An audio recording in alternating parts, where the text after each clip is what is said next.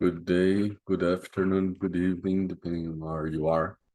My name is Emeritus Valeri, and because of an unforeseen event with Camila Movada and Zella Moglansky, I will host our meeting today.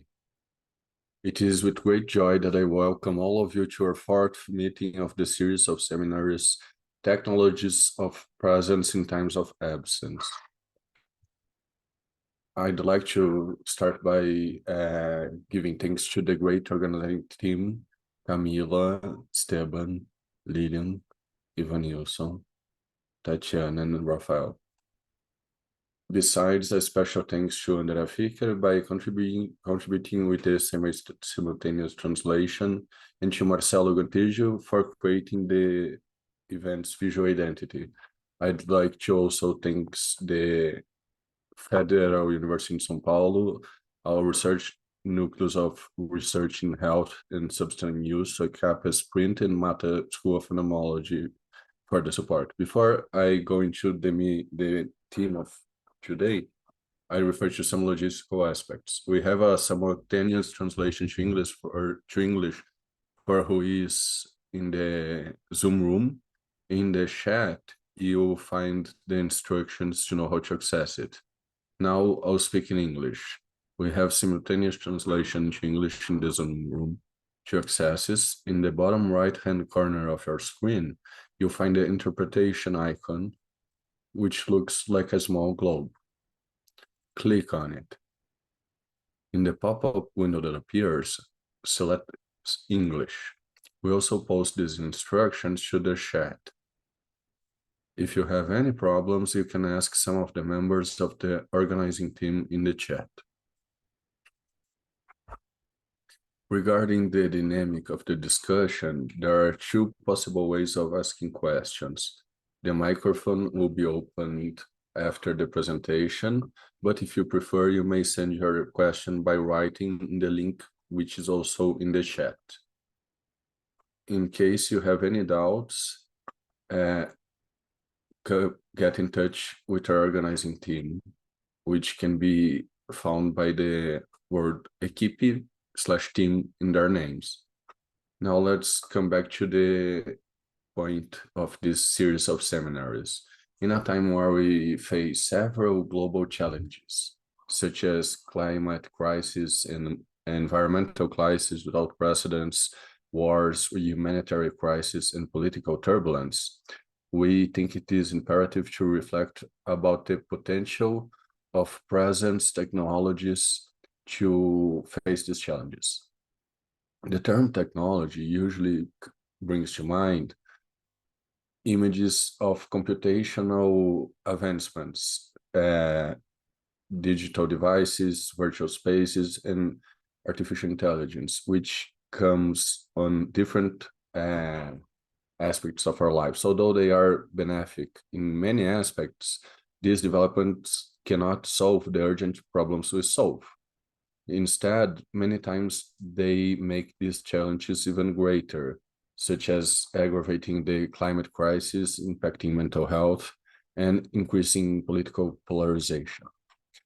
Recognizing that the destructive or constructive potential of such technological developments does not depend on technology itself, but on how we use it. Our objective is to emphasize that certain human practices that allow us to develop a profound comprehension of our bodies and minds are also technologies in themselves. These practices can reshape our relationships with environment, including our relation with technological artifacts, as well as with others and ourselves.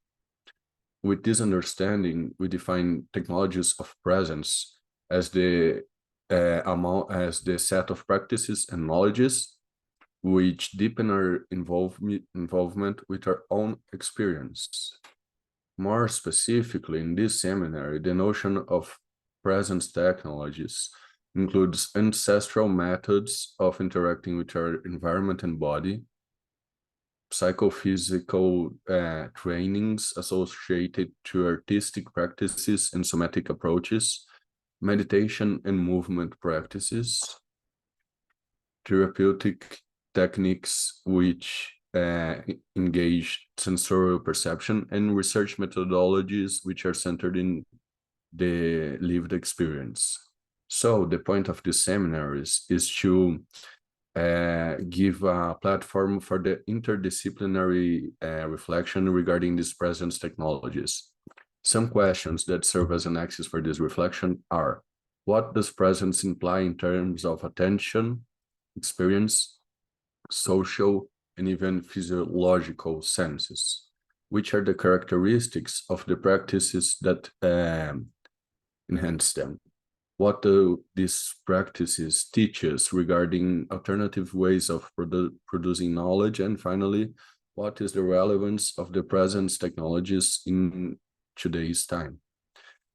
In the last meeting, Professor Christine Cadwell invited us to take conscience of our movements and of the sensorial motor processes which are related as a way of promoting physical presence. Today, we have the honor of listening to Professor Bas'Ilele Malomalo to inspire us as to how the African spirituality contributes to the material comprehension and spiritual comprehension of time, promoting values such as justice, truth, and solidarity.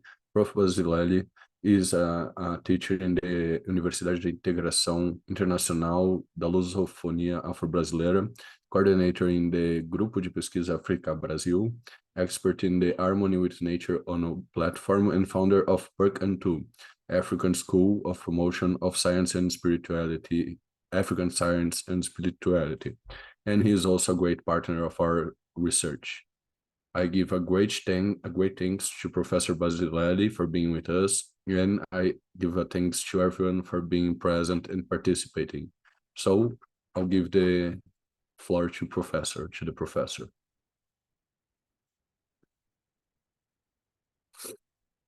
Thank you a lot, Professor Emerita. Thank you to the team, everyone who prepared, the collective, for this moment of reflection, oriented to ourselves as people, to our connection with Mother Nature, with the universe. And it's been very nice being able to provide to Brazil, to the world, through our universities, our groups, our institutes, right, this very precious time. In the same way, I'm also thankful for the collaboration and reflection here. And also I'm thankful for everyone who is participating and accompanying us. The team we have chosen when we met with Professor Emerita, usually I sleep and things come to me in dreams when you feel that you are connected to the moment. And in the second place, with the things I do. Even when we are in the academic world, we try to develop other sensibilities. Our body acts in this way. It's what we talk about, an intuition at night, a dream, but on my part, I can guarantee that a lot of what I do in the academic field come to me.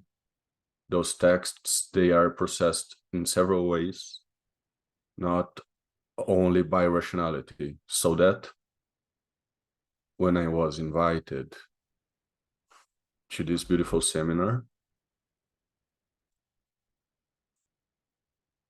of technologies of presence in times of absence, it soon came to me the theme that I proposed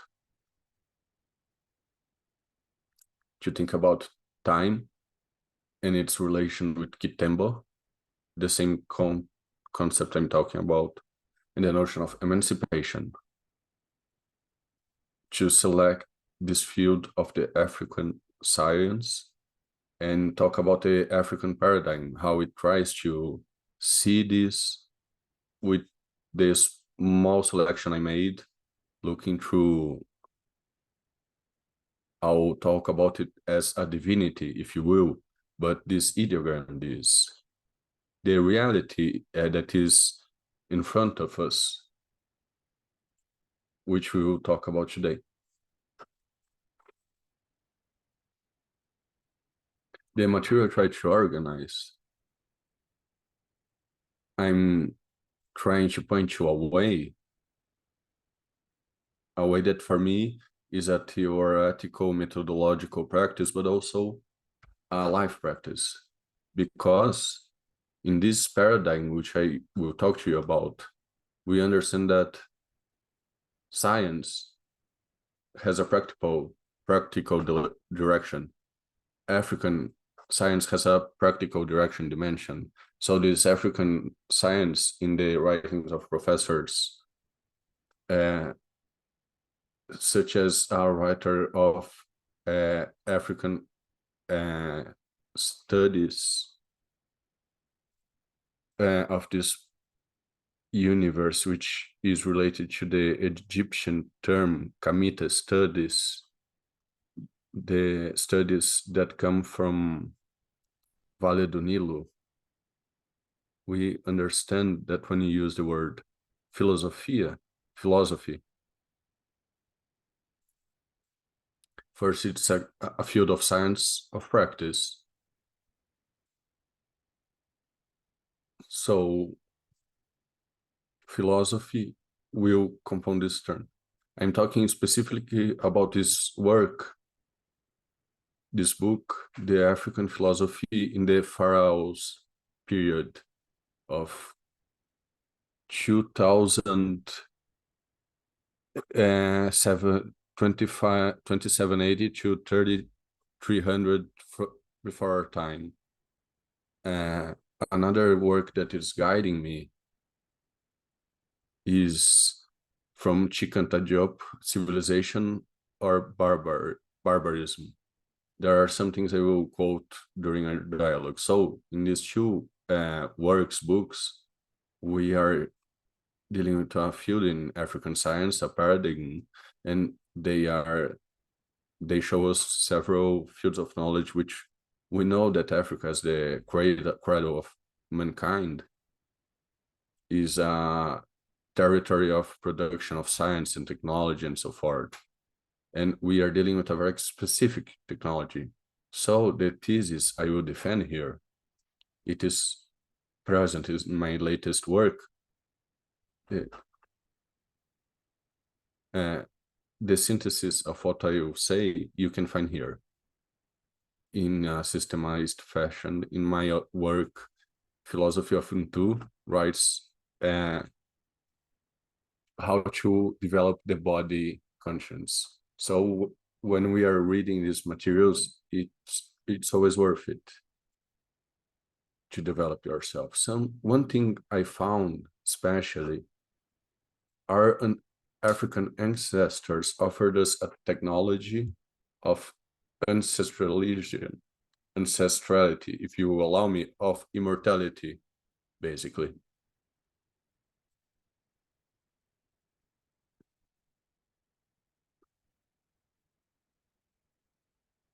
So now coming to the practical science which allow you to reach this, what is the way I'm trying to follow? In this communication, I've included the dimension of time and Kitembo for emancipation. Some things I've been reading, some works I've been reading, if you observe well, given time as Kitembo is a word from the Bantu civilization. The words from the Bantu civilization, Kitembo, this from Edible Marie, he gives us the clue that tempus, from Latin, comes from the African languages in this sense of time. You can search here in this work. There is a larger work available in ebook regarding more elements. there are several words from Latin as well as from Greek, which are African words, several words. They come from the presence of Greeks and Romans in African soil, to the point that we know that society owes to African science or natural sciences, human sciences, to a point. But you know the history of Rome, of Greece, you can understand this.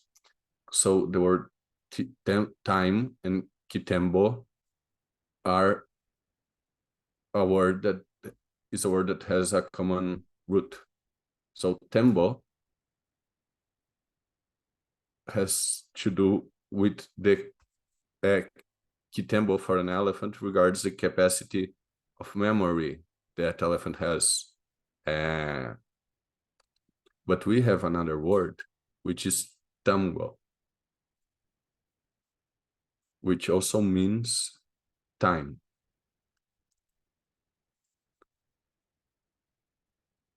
Which around the world, this term, tambo, something we have realized is that divinity, the creative divinity, it's a great ballerina, because divinity, understanding it as a point of start to the African paradigm, not at the level of a church, we are on the level of science as a primordial energy from which everything comes. So we're dealing with Big Bang, astrophysics, this world. So this greater energy is endogenous. So it is a great dancer. So tango, the dance tango,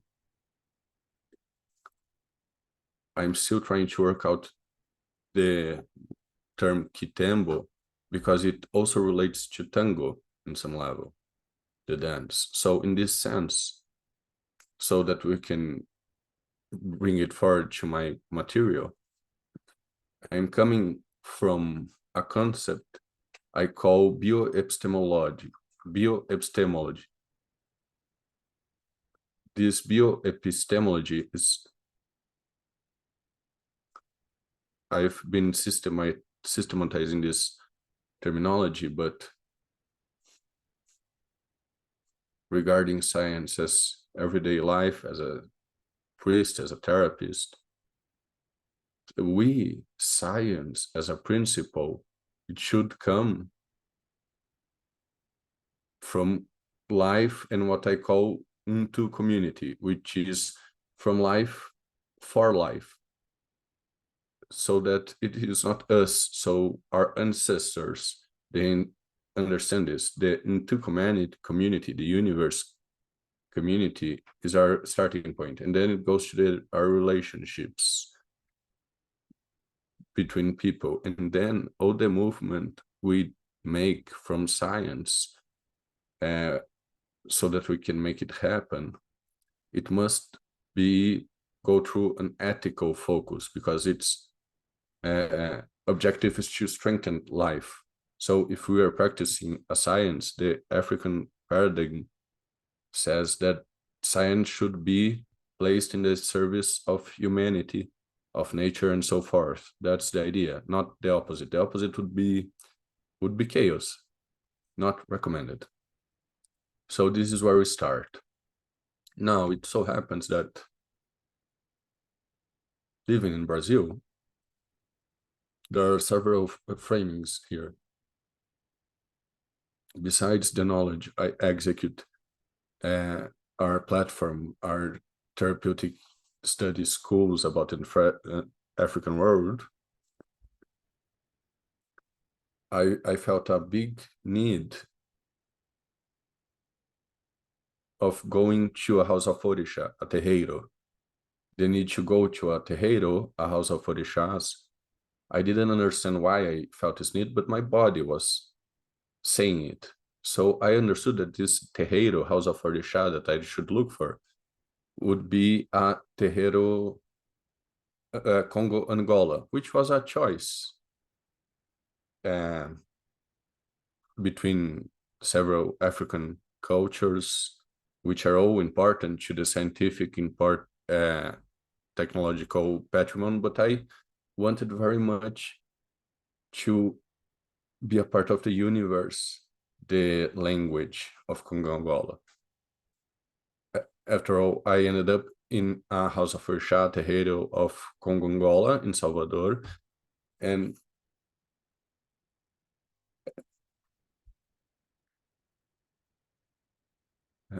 regarding the translation, trying to take it slow, I forgot about the translation.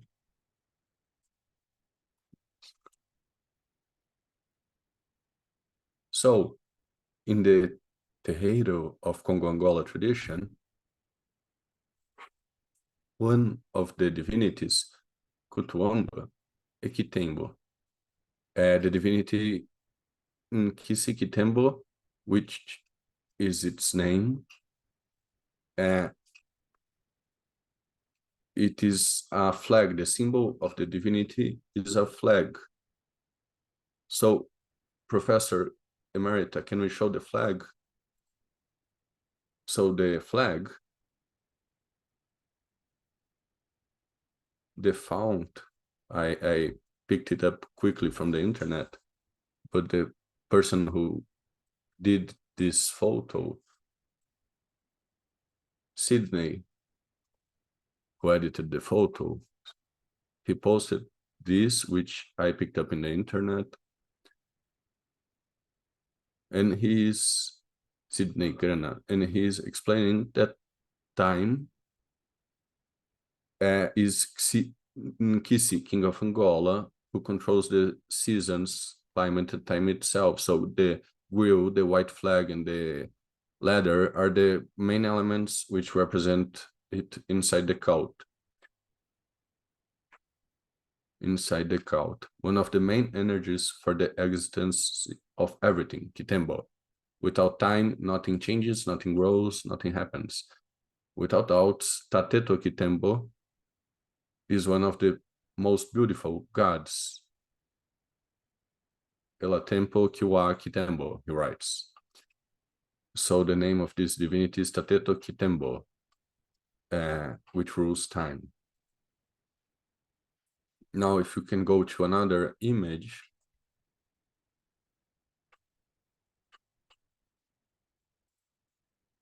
in the same studies, I will find studies regarding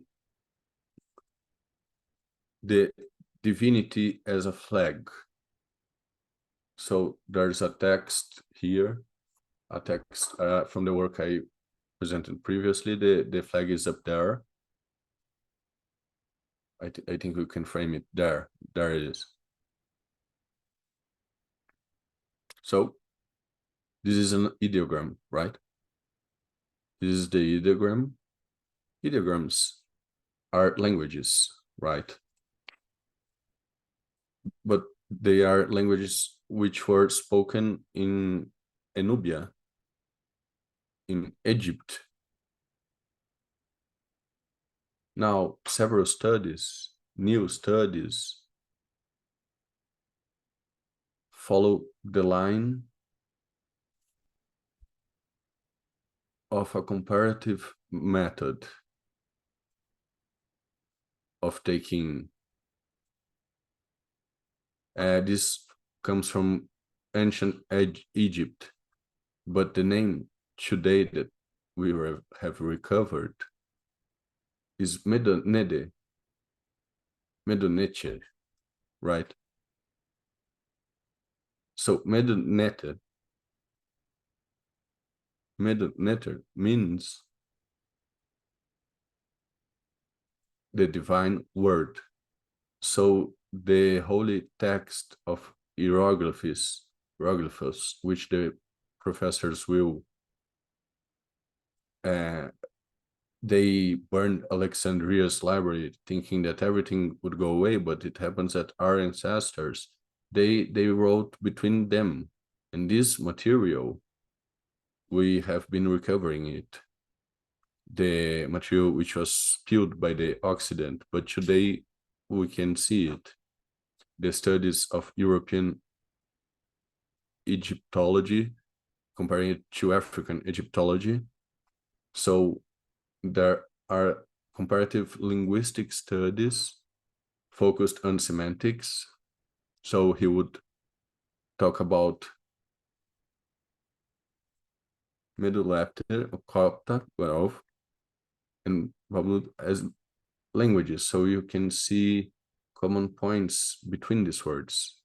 And with that idea of humanity and diversity, cultural within the continent, newer studies talk about the Kuma method, which instead of studying ideograms as in the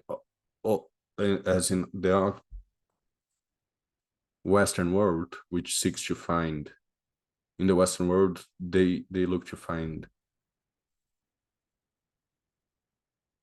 a certain alphabet, which then leads you to a certain sound, and it takes you to words which have nothing to do with the origins. So his perspective, this study's perspectives, comes from researching these languages, relating them to African languages. So one of the questions he asks is, even translating what he says here, we take the sign, which is an ideogram. This is a sign which refers to idea. It refers to idea, to a word. The word is necessarily Ethiopian, which is also known as Sub-Saharan Africa, Black Africa, Ethiopia. So he refers to the African continent. Okay. This word is necessarily Ethiopian in origin because its characters remind us of Jodori, the original sound of Ethiopia. Now, talking about a language, Ethiopian, he talks about Lebasa, which is a language spoken at Cameroon. In this language, the flag is called Nyung or Nyunge. This word has a relation with the idea of divinity in the Ethiopian world. The answer is yes. We see, indeed, that Epasa, Nyungi, which is the flag, is a phonetic variant of another language, which is Luyao, in which Nungu, which means God, this in Malawi, Tanzania, and Mozambique. The Ethiopian languages present us a series of related to this meaning, Nungu, Nyungu, Mulungu, and so on, to the end.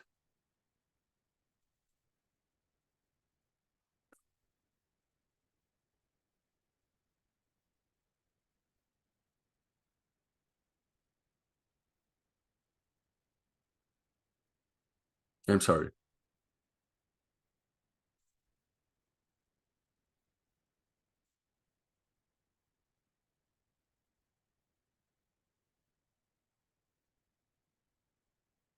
Well, so this is the Kuma method.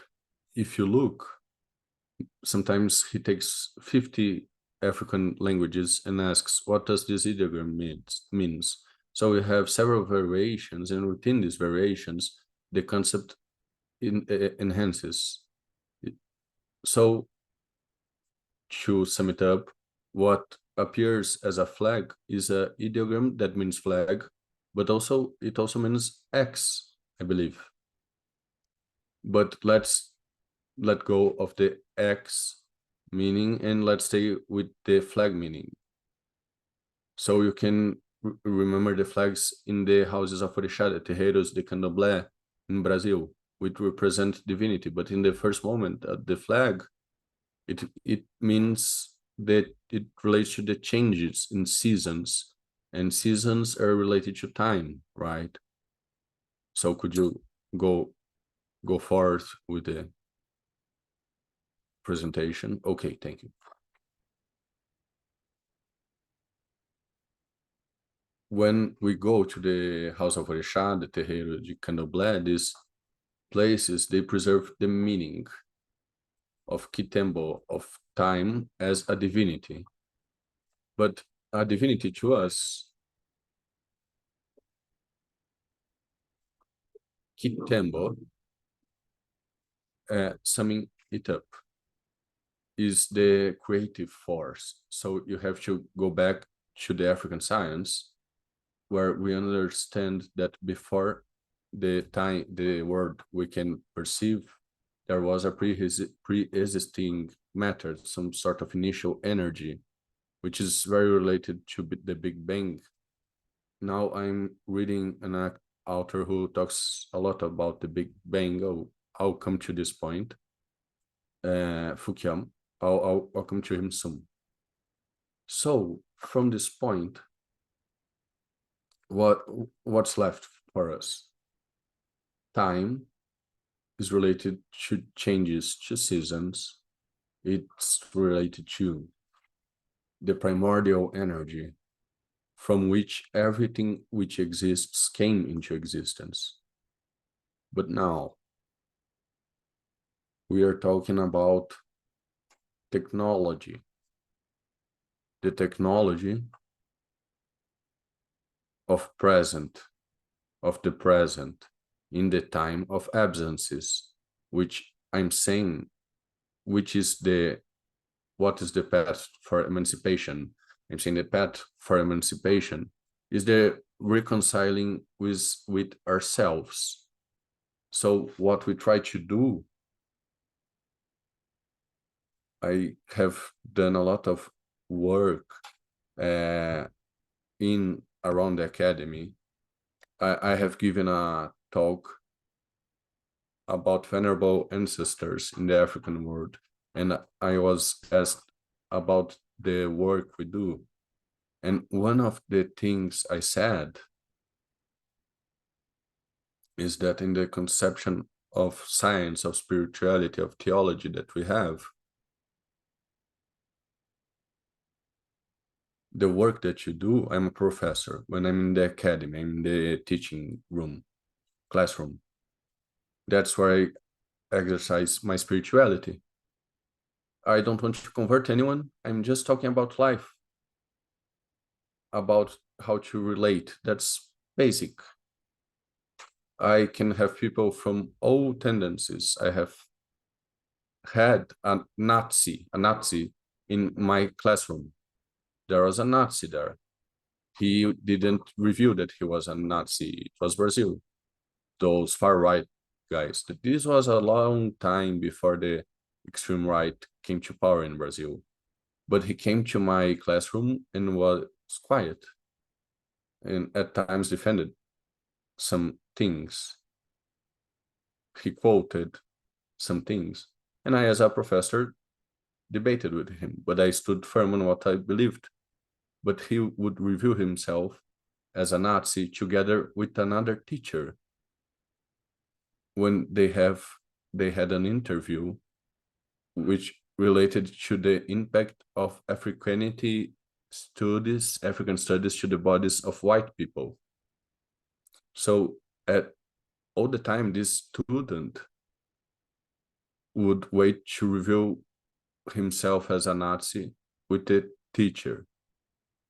He referred to the other Nazi, the one not in Brazil, but in Europe, who killed a lot of people. But what do I mean? Taking aside this person, which is of no interest to me, is that we we understand you live your spirituality acting from your convictions. So a professor, a doctor, a psychologist, any work we have, it comes to presence. This is what I want to talk about, the dimension of presence. But holding our presence is holding the mission we have. This is what I want to say. So this in the African world, I will double down on this in other charts, other talks I will establish, respecting our time limitations. Please, Professor Emerita.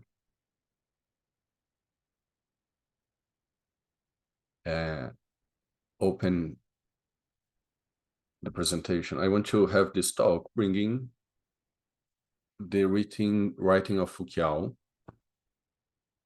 and what we do.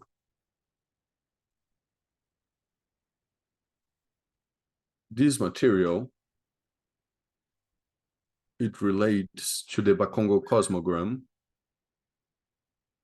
which I took from the work of another person, but everyone is inspired on Foucault, which was recently translated. It was in English. So we have several themes. What does this have to do with time? This relates to time because through all of the material I have gone through, I can start here with Chibubari.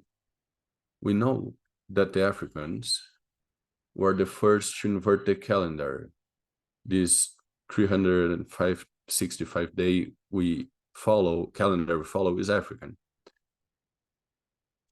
So mathematical computation of days, weeks, years, this is African, right? So I'm talking about science. I am not going into these details today. This is for another day, but just to say that our ancestors invented the calendar.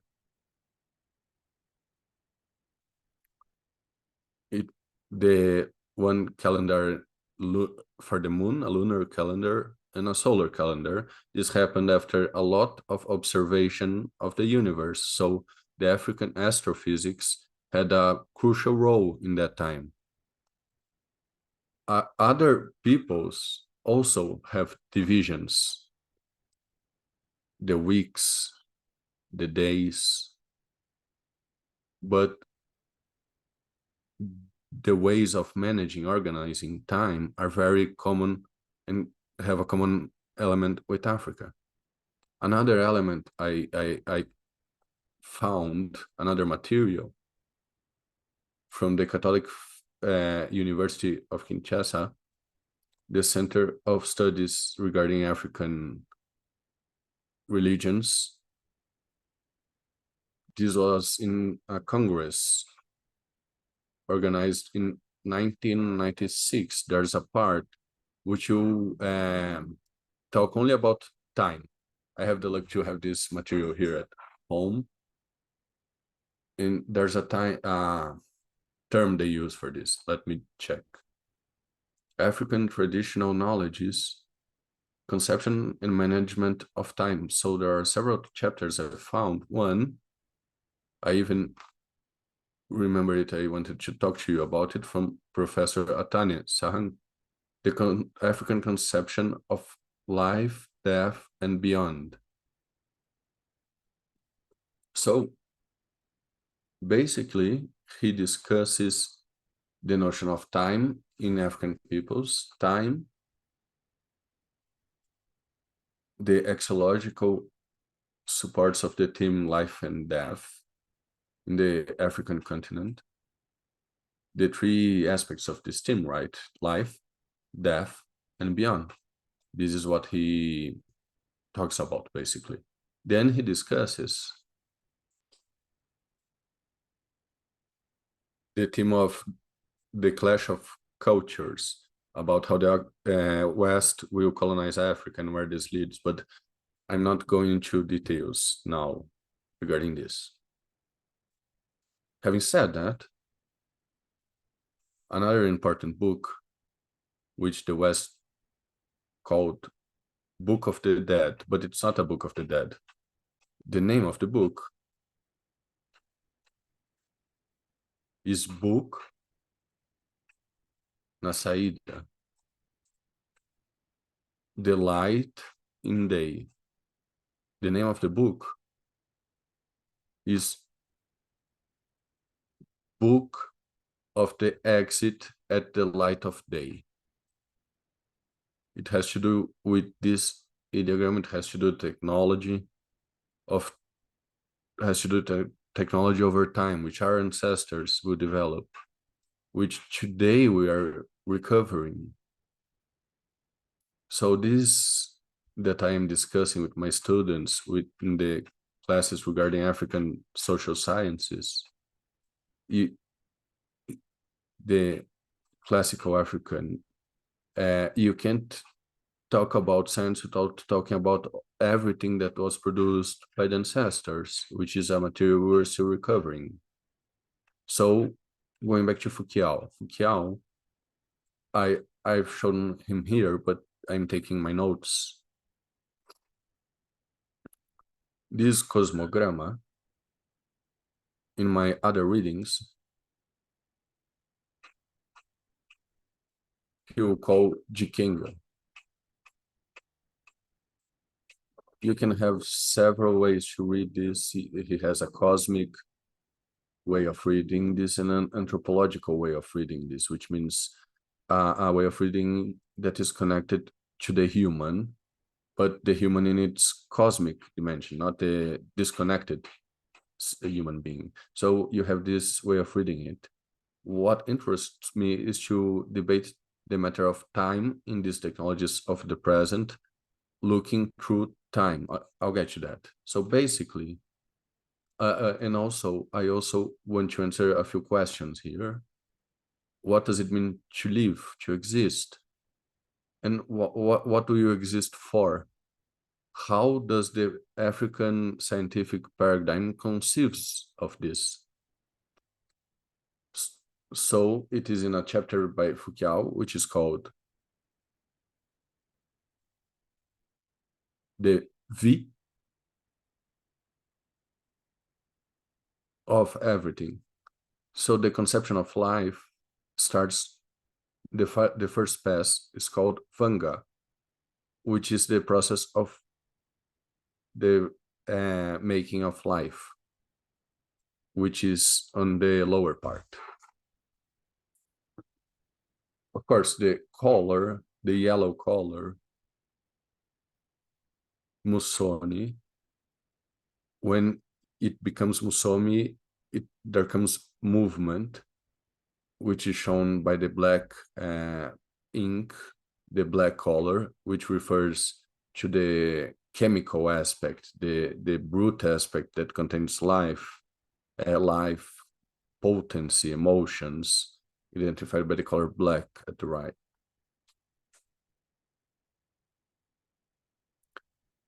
I have a few other ideographs, but following on this, the Vangama, the act of conceiving. Foucault, he's starting from the point that every living being is a small sun, and this sun grows, this sun. So it relates to our growth as a sun. The second step, the second V, is the aspect of existence of the Kula life, the entry into the physical world. So when you enter the physical world, Kala means existence. In other graphics, maybe the color would be yellow because the sun has already risen. So in the black color, the sun is rising, In the yellow color, the sun should be risen. And in this moment of the color is where the human community receives the speech, develops the speech, and the power that we have for building, for other things. And the third V is Avanga. Vyanga is the phase in which the human being finds himself in the stage of Tukula, which is colored red. This is the stage of creativity, of maturity.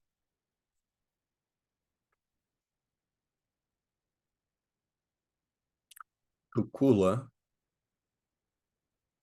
this V,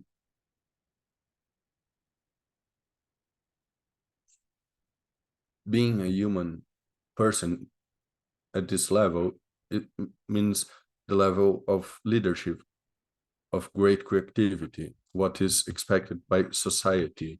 It is when you start to become a wise person, when you follow the ethical principles of living with others. In this stage, the human being that respects the moral, ethical code of his community can become a fumi. A fumi is leadership, but it's the same word we use to refer to the creative divinity, which is to say it is where you reach your own divinity. In other words, it's the process of the ancestralization of the human being to become an ancestor. It's a process of divinization,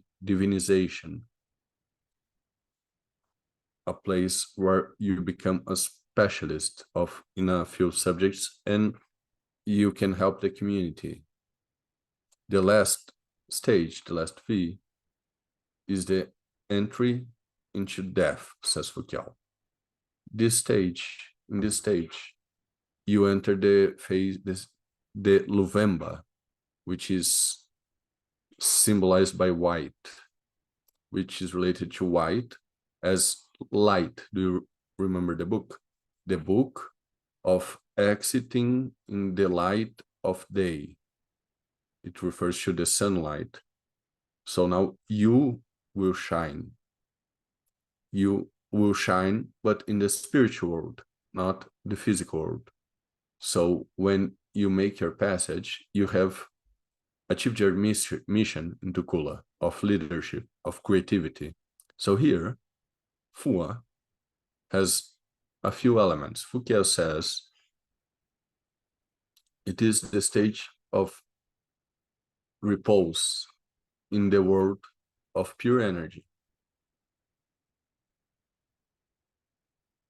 Here, depending on how you lived your life, both in Tukula and Kala, if you did really respect the code of Maj, remember, Maj is harmony, justice, truth, reciprocity. In other words, if you were a good person to others, to nature, to the universe, to your divinities,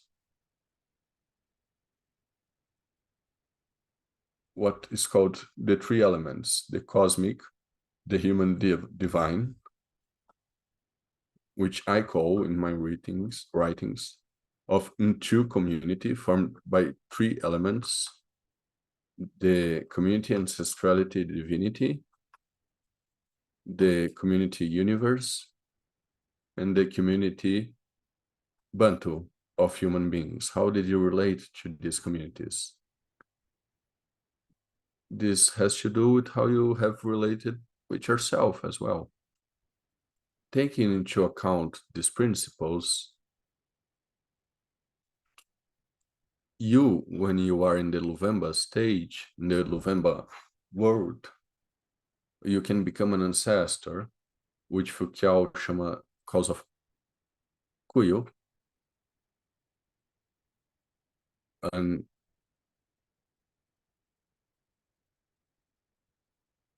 so you can become that ancestor depending on how you lived, which no one wants to interact with, no one wants to know about. He doesn't receive codes or he isn't remembered. The ancestor who didn't live in the present time will not be brought to the present time because he was not a good person. Now, when you have met with the code, you become the ancestor, which Foucault calls Kulu. This word, Kulu, is related in other languages, such as Unkolo, which means divinity. Of course, you have a logical dimension. I'll not go into that aspect, but here, in our paradigm, we say the following. People perceive themselves as sons or daughters of Orishas. Orishas are manifestations of the greater divinity. So this manifestation, the Orisha, you become your own Orisha. It is like a reconciliation in the vibrating energy to which you belong. So in the world of Ipemba, it is a tremendous force.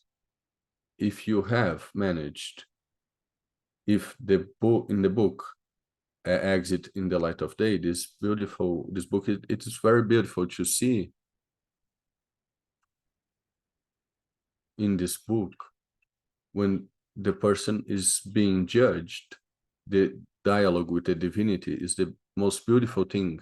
It is an African text regarding the life in beyond. So other elements I work, and here, Professor Emerita, can you take it up? There's another image.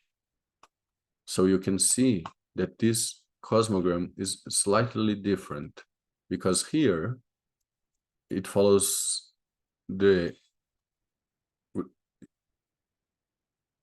it is interpreted in a slightly different way.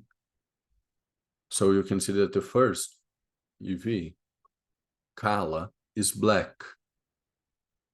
It starts with black as a brute matter of birth.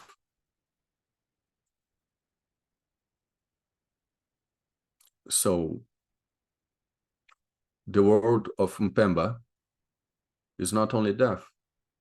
Death is for us life, right? Another life. But now, as I said, you can become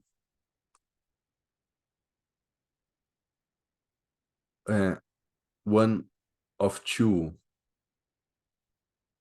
You can become one of the blessed ones. The Bible has only copied what Africa said. So becoming a blessed one, it refers to a living being with a strong energy potency. So you have a vibration which you can reflect into your descendants, to your lineage. That's what I want to talk about. So the word Mpemba, he found another root, P-A-M, which means to exit and to arrive. Mpemba is the arrival into the world of pure energy, right? But Mpemba, in my language, is called Mpembe. And it also means shock, or white mass that is related to light. But you will transit through ceremonies that we do of 7 days, of 40 days, so that your energy can be free, so that you are not strained to the physical world.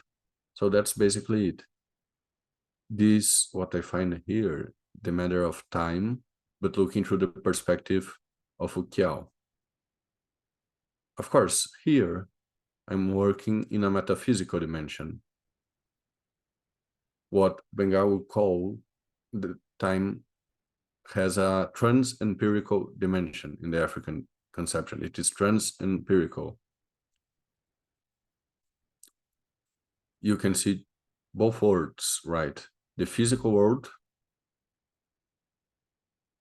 the world of Mpemba, and the and the spiritual world, which is the world of Mpemba. We're close to our time, but if you can go to the next image. So here, that's fine.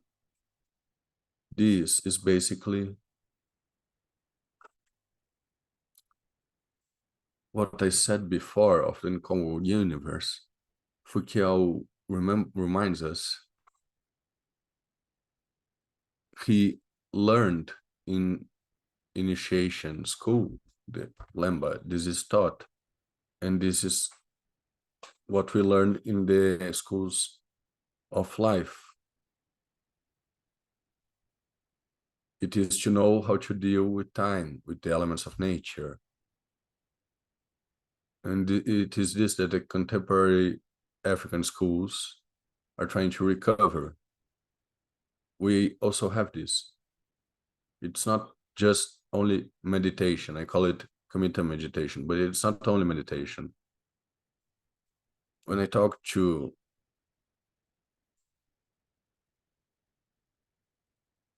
a master of yoga, he said that yoga is a technology of bringing around consciousness, of awakening. But with the dialogue I'm conducting here, this was a basic research I conducted. I wanted to know what is yoga. The term we use, every way of meditating is a way of practicing yoga. This has origin in the Kemet, as is told by Ashbia. Ari, Anka, known as Hatha Yoga, are karmatic positions of power which came before preceded yoga. Arit, Aritu are chakras, are present powers that are present in parts of our body which can be motivated by meditating, which is Queen Fo. I don't know if her work is nearby. No, I'll take it later. She does a work that is focused on woman. I also, Professor, can you? Yeah, that's right. A little bit more. So this is hermeneutic I build. This is my conclusion. Meditating is to unite your heart, your lungs, to the controlling of your breath, to unite with divinity, with that which is most beautiful in yourself, your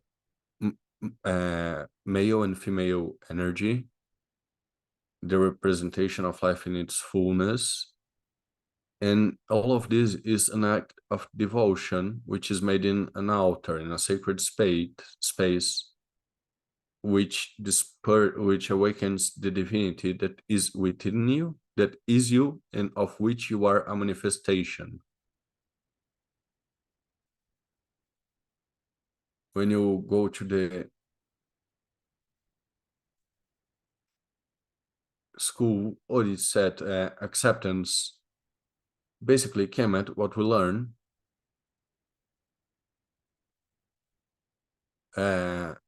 Osiris, basically regarding Osiris, what the book that I've quoted, The Exit of the Day, the character, he sees himself as Osiris, and so forth. So this dimension of Osirisation, of becoming Osiris, of becoming Oset, when you become your own Orisha, when you reconcile with the vibrant energy that is within you, this bringing into yourself the present and living the present in an intense manner. Meditation here as I was saying, it is not only closing your eyes. Remember the example I give it in my classroom of having consciousness of what I am doing. So, to conclude, sometimes when I wake up, my daughter wakes up, but she has to eat. So instead of focusing on my altar and praying, I have to feed her. I have to feed her with all my love. It's a very simple example, but someone will believe that no, you have to meditate, close your eyes. That's great, you need it. But spirituality is also practical, at least as I understand it. When I have something urgent to attend to, I take my focus there. I will not distract myself. But there's also the moment where we have to take our foot off the pedal. That's also important. So there will be a time to pray. There will be a time for that, and a time to prioritize what we have to do. So basically, I think this is the way I can say it. All the cosmograms I've showed, this is the circle of Kalumba, of Osabi, of time, the circle of the creative divinity. Well, thank you very much. We can go on to the chat.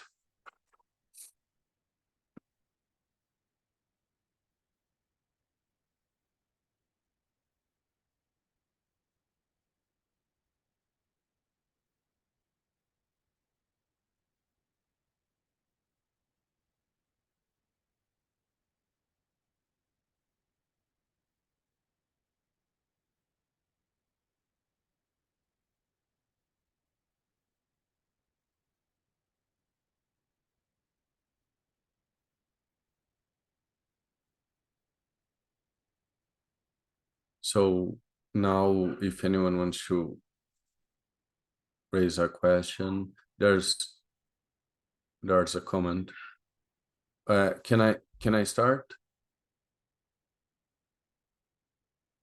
I'm very thankful to this father. We have been taking this path since 2012, learning from Professor Bas'Ilele and bringing this knowledge in a light, inspiring manner, connecting people. So I have a master here, although it's been a long time since I've had the opportunity to hear it. I thought, wow, it's always good to hear this.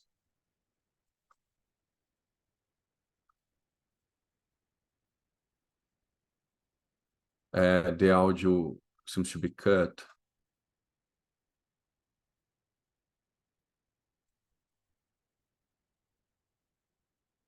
I was talking about the opportunity we are having of listening to Professor Bas'Ilele. The professor talked about a few very important points regarding being African.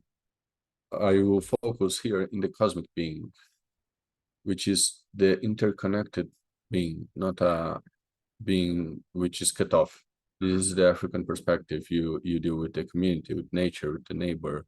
We live in a world where we don't even know our neighbors, our next door neighbors.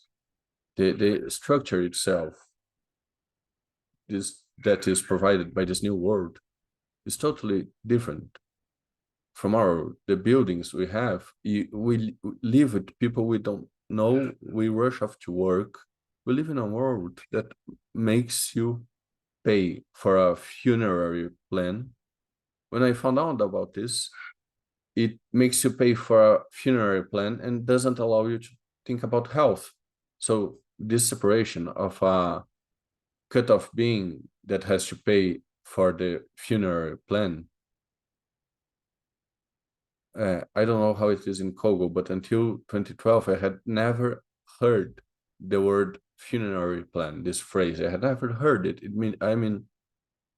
It's this contextualization of the human being from himself. This lack of a cosmic vision brings a person to pay for funerary plans. So I'd like to hear from the professor. We know we're in a globalized world, there are new technologies with no frontiers. Us as Africans, do we have any possibility of thinking about the way as people in an existential perspective? Are we able to think about this? This is what I wanted to say.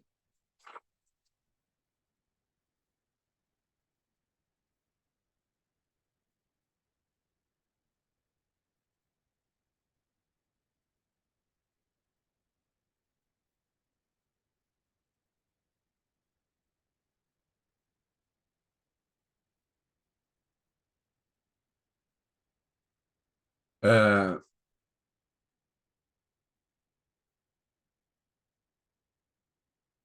the professor was asking if you respond several questions at once or one at a time.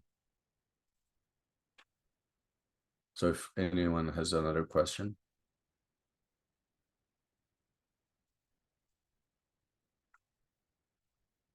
Well, thanks a lot, Professor. I have the feeling that there are a lot of layers of infection that are brought by our presentation. And in the last maybe years, more strongly for the last months, I've been trying to work through the investigation of this process, this master, which is time, this God of time. And from my practice, I've identified a lot the way in which it operates in our society, the Western society, the consuming and productivity society. Time, to me, is no longer a God and it has become a devil.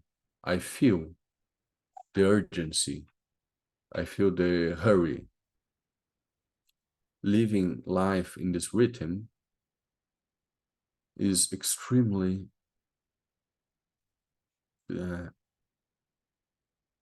I'd say first, it's not healthy. From a more basic place, it's not healthy. And secondly, it produces violence. It is very connected to violence of what even Nilsson talked about as a cosmic being, we being cut off from other beings and cut off from seeing ourselves as nature. But beyond that, I see that a great challenge in my practice. I thought it was brilliant the way that professor presented that practice also means taking this to the classroom, also means taking this to taking care of your child. So it extends to that. But when you are overloaded, when time becomes your enemy, when it seems like you are running against, but not when you're trying not to let time swallow you. So now, today I see time as something that produces violence. And I'd like to hear a little bit about these thoughts that I've been having, how to live in this society, being adapted, being accepted, being a mother, being a professional with a career, being a daughter, a friend, a neighbor. How do you fuel these roles at the same time as I feel that I can't be in these places because of this urgency of life? I don't know if I'm clear. I'd also like to open the opportunity to others who'd like to speak. I see that Maria Cristina made a comment, and Tachi also. Maria Cristina says, Professor, what is the power of the word in the African religion? How does the word, the verbalization, connect with the physical and present worlds? And by chance, does the word timbingwe remind you of any religious term? My grandmother called the spirits of the misbehaving childs, like that. And Tatiana asks how Kitembo can help us discern what is urgent from what is not urgent, which I think is related to my own comment.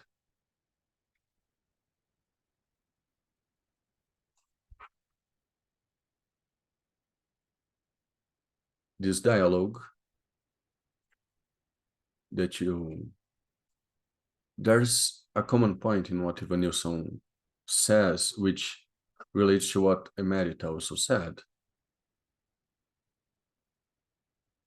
of going to the point of the monetizing, capitalizing of life, the life of consumption, consuming, and this has to do with this process of westernization, because to a point, the West, it always has this paradigm which places us in a different way of perceiving the world, especially relating to capitalism. We can take this to neoliberalism or other presentations, but that's the point. And the West built a way of dealing with time, which is very different from how this is done in Africa. A linear time, the human being has to run after the time, and at the same time, this time is capitalized. This is the common theme I'm seeing here. So in sociology, there is also a discussion about modernity and post-modernity, which also relates to this, but I'll try to reflect about a few examples. I've been living in Africa and I've lived here. The funerary plan Vanilson mentioned. If you go to the book of Exit to the Light of Day, we're talking about the process of funerary process. And generally, the richest people, the people who had means, they had to provide for a funeral, which at times would turn them into pyramids. The pyramids would be of pharaohs, because a pyramid is a representation of divinity here in earth. So we have to know about these mediations. A king or a queen, the power is sacred. But at the same time, when the king or queen have this place of sacredness, you also have obligations, you have rights and obligations, especially protecting your people and their safety. This is expected from a king, a queen, a pharaoh. So they had resources. They created a huge technology in the means of preserving their own bodies. Today, we are seeing a lot of material that comes from these pyramids. And these pyramids were not just funerary places. It was also related to time. It has other roles.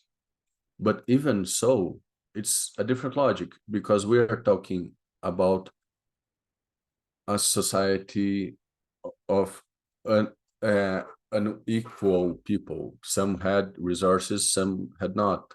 But you were not yet in the capitalization of funerary rights. This comes from the West, capitalizing on funerary rights, and life is capitalized to the point where we have to have a health plan, a life plan, a funerary plan. Other sides dealt with this in other manners when people got sick or something like that.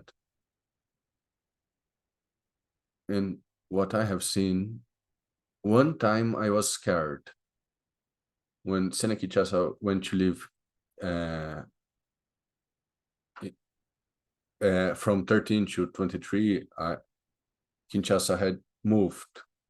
I went to the funeral of an aunt. The way people dressed, I was coming from the country. I was scared because before you went to a funeral in a simple fashion. Today, everyone goes well dressed in a suit. In the African traditions, it's become a party, the funeral. In the African tradition, the celebration came afterwards. First, you cried and you interred the person, and then you celebrated life. But now it's on its it's on its head. It's turned on itself. It's become an industry, and if you don't have money, you can't achieve this. It's different. In Brazil, the state provides, but even so, you have to pay. So it's a capitalization of life. See where we have what we have come to.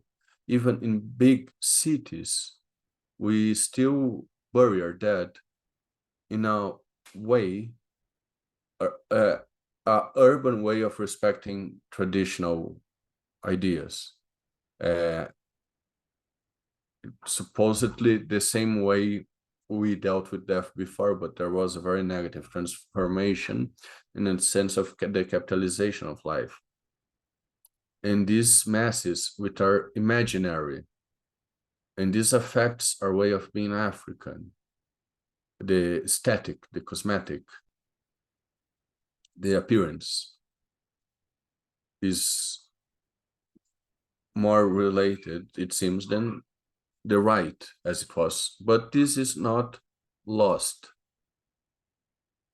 Everyone knows that the person who died, we still know the importance of the right, but the negative impact, if there are Christians here, don't take me badly, but the colonial state and the colonial church had an impact in the way we organize, to the point where ways of being married, you are married 3 times. You are married in the state, in the church, and in the tradition. There are 3 times you're married. The rites, the traditions are very modified. So if there's not a priest, if there's not a pastor, that's a problem, right? There are several other elements. We're dealing very badly with death. This is a brutally negative transformation. If you take the country as that has some funeral rites, like in Ghana, they recover the tradition, but they capitalize on it. The people who carry the coffin, you have the dimension of the tradition because the person has the passage, but the family is concerned about the ancestralization of the person, which is not cosmetic. It is a deeper act. You need to connect. But now people, I think now the August the 1st, where I was born, people would go to the cemetery. But even so, people were scared because they were taught not to deal with death. In the Christianism, you are taught not to deal with death. What I'm trying to say, I can bring more examples, more practical examples. When my father did the passage, I brought him very strongly in my memory. My father is not gone. Every day in his birth, I organize to offer him food. I talk to my father. I say to other people in my family that I'm talk to my father. I speak with him. They think I'm a witch. I'm partly sin because of this. But what I'm trying to do is only to ritualize my father for the good things he did, to immortalize him. That's how I'm doing. My mother is still a living ancestor.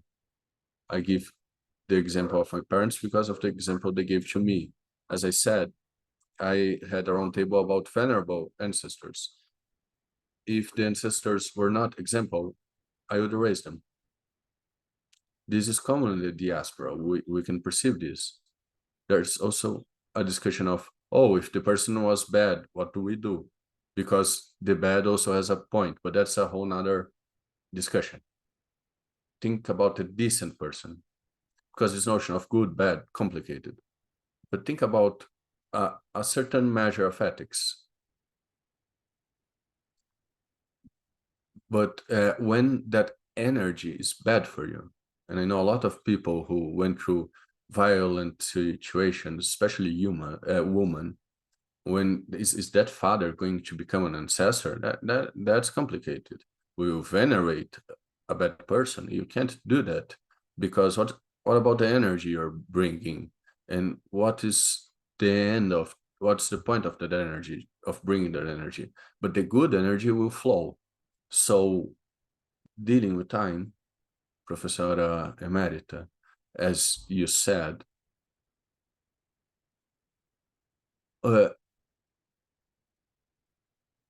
I want very much talk about Latouche, a small treaty of serene growth. I know there's a whole literature of how to deal with this, but Latouche comes to mind, his theory of degrowth, serene degrowth, how to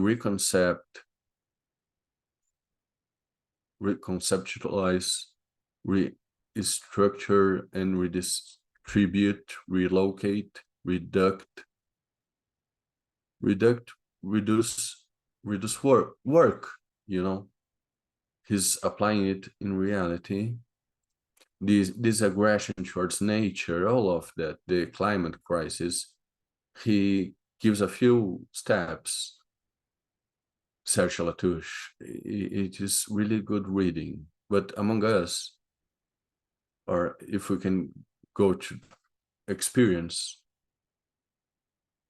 I write this or I write that. I did the choice.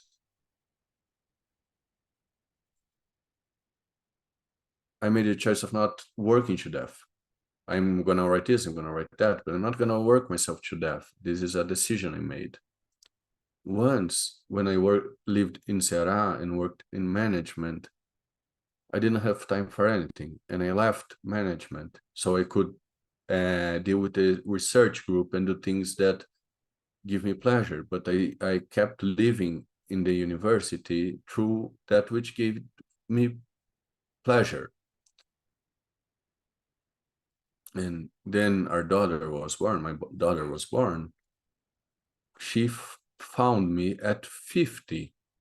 And I think if she had arrived when I was 40, she would have suffered, because I never had time. But after, post-COVID, when I went to these meetings, it was very tense. And I said, you know what? I'm not going into that. I disappeared. I'm going to take care of myself. I'm going to take care of my daughter. I'm going to give the classes, do my obligations, but I'm not going to go to meetings that just make me feel bad. So people started coming after me. And I said, guys, if you want meetings that will stress people, I will not be a part of it. But if you have ideas and a talk, we either make it a human process or everyone will be sick. I'm talking also about universities and other spaces. So there's a point where we have to make some decisions. We who deal with the fields of therapy, and this is also meant for me. We have to take the foot off the pedal. So there was a time, my master in spirituality, one thing I admired in him was his patience. In this paradigm, Kitembo has to do with Malebe, which you see in the songs, which refers to the slow time, the ancestral time. Why run? So when you see older people, when a person reaches the level of wisdom, he searches for a slower rhythm, the slow time. We need to just waste time. when you take the dimension of capitalization of time in this provocation, the matter of violence, there's a very strong reflection.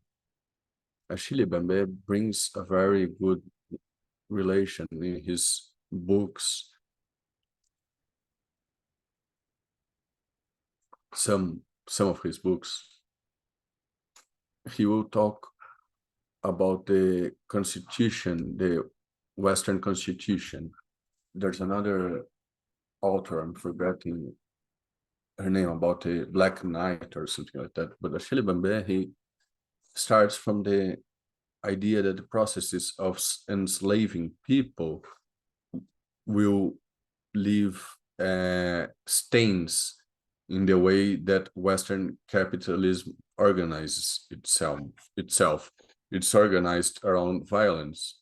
So he affirms that the Black man of yesterday is like today the worker is the Black man of yesterday. Yeah, exaggerating, of course. But Achille Mbembe, he starts recurring to within the African paradigm. He started to focus in this paradigm of hearing, listening to Mother Nature, listening to other rhythms. But in the case of Kitembo, it's malemba, malembe, to know how to move slowly in another rhythm. Our ancestors are the technology is being recreated in the diaspora, the technology of enslavement. Let's not forget that capoeira, batuque, these technologies, the drums, this is all to relieve the body, to reconnect yourself. That was the point of these things. Spaces of candomblé were meant to heal the bodies, not just as praying places, but they were meant to look out for health of the people. So when you say house of Orixá, terreiro, when you go to a terreiro, it's another rhythm. Time is not, there's not a rush that comes from the machine of the capitalism. It's another time. But what you do, know that this time also exists and look to how to appropriate this time in our daily practices, in the things that we do when we talk. And this is one of the hints we give. Start dealing with the present and start noticing things. I'll give you another clue. I don't know if I already answered the questions. I think I did. Tatiana and Christina, if I did not answer, tell me. But I'd like to give an example. My master, when he was initiating me here in Salvador, today he made the passage. He took me to the beach and we would sit down to hear the sound of the ocean, sometimes for 15 hours. When the party of Iemanjá happened here, when he was leaving, we went to the party of Iemanjá in the Rio Vermelho in Salvador. Today I'm in Tapuan, that at the time I lived there. We left from 8 to 18 hours just listening to the sound of the sea. Just listening to the sound of the sea. So you have to take your foot off the pedal. Malabe, malabe. This dance, this rhythm. When we really do this awakens our energies. I know there's a whole layer of other things. So taking consciousness, acknowledging the way you eat, and doing exercises, which can be yoga or meditation or prayer, song. There are several technologies available which we can use. Being in groups at times, it helps. So this is what I can say about that right now. Wonderful, Professor. I am very thankful for your generosity in sharing all of that. I think, as I said, there are a lot of layers, and I think they reverberate with us for a while. So I'd like to give a huge thanks to your presence here. And it is very interesting, the connection, the way, the path we took in this seminar, because our next person who will speak here will speak about capoeira and about the dance movement therapy, practice and presence. That's the theme of our next meeting in the October 1st. So it will soon be available. You can find it here in the chat, and we'll make it available later for whoever wants to join.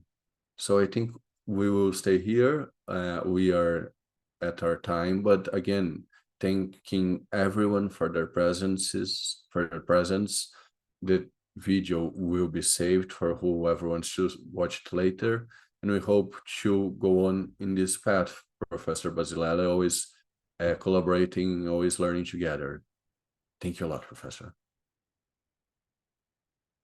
Thank you, everybody. Goodbye.